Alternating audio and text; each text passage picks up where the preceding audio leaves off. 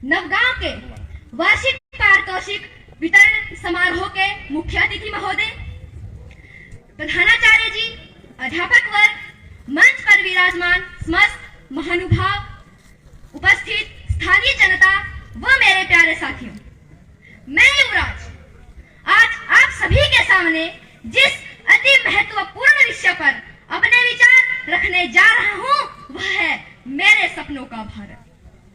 मेरा परम सौभाग्य है कि मेरा जन्म एक ऐसे देश में हुआ है कि जहां की जनता किसी सरकार को बनाती है और गिरा भी देती है। मेरा जन्म भारत की देवभूमि हिमाचल प्रदेश के एक छोटे से गांव मनोथी में हुआ है।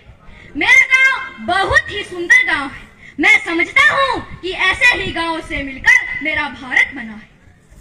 वास्तव में भारत माता का निवास भारत के इन ग्रामीण क्षेत्रों में ही है।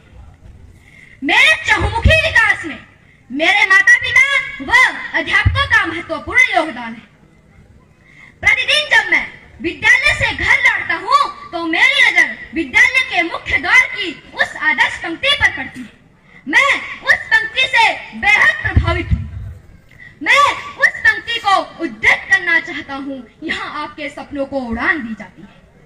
आदरणीय श्रोतागण, इसी पंक्ति से प्रेरित होकर मेरे सपनों का भारत विषय पर अपने विचार रखने की इच्छा जागृत हुई। मेरे सपनों का भारत कैसा होगा, इस सपने को साकार करने के लिए मैं भारत का प्रधानमंत्री बनूंगा। जी हाँ, आप सभी ने ठीक सुना, भारत का प्रधानमंत्री।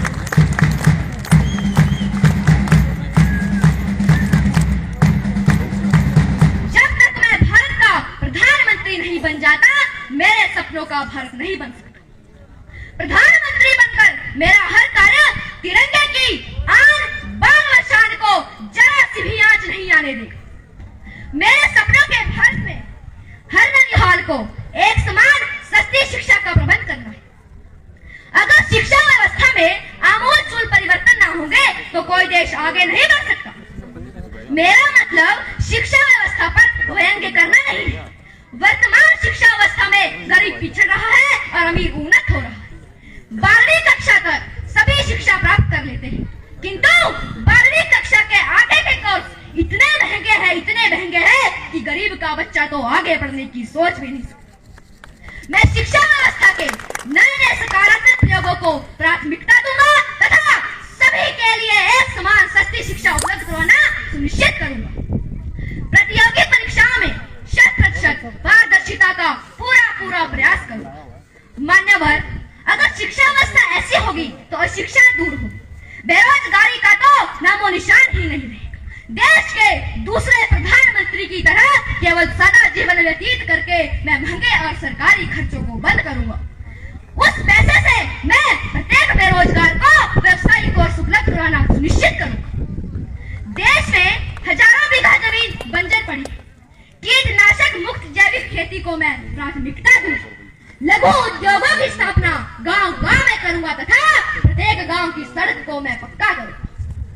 साथियों, मेरे सपनों का भारत एक मजबूत भारत, राष्ट्र के सैनिकों का हर कीमत पर सम्मान करूंगा।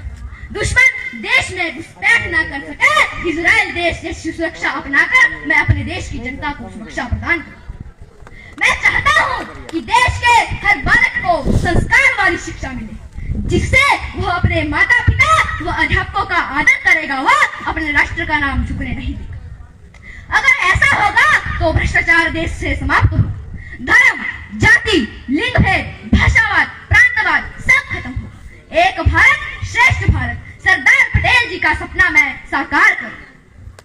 मेरे सपनों के भारत में जय जवान, जय किसान, जय विज्ञान व जय अनुसंधान को प्रथम श्रेणी में रखकर भारत बने विश्व महान के नारे पर मैं कार्य करूंगा।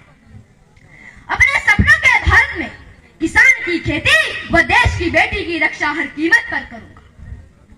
मैं भारत के सभी राज्यों में एक समान विकास करवाने का पूरा प्रयास करूंगा। भारत विश्व शक्ति बनकर उभरे, इसके लिए पड़ोसी देशों के साथ मित्रवत व्यवहार रखूंगा तथा जहां ताकत दिखाने की आवश्यकता होगी अवश्य शक्ति का प्रदर्शन भी किया जाएगा। मेरे सपनों के भारत होने वाले न ही किसी व्यक्ति विशेष, न ही किसी अन्य ताकत का असर मैं उठने दूंगा। मैं भारत की उच्च भावनाओं का सम्मान करके, लोकतंत्र को मजबूत करके विश्व गुरु भारत के सपने को मैं साकार करूंगा। यही मेरे सपनों का भारत होगा।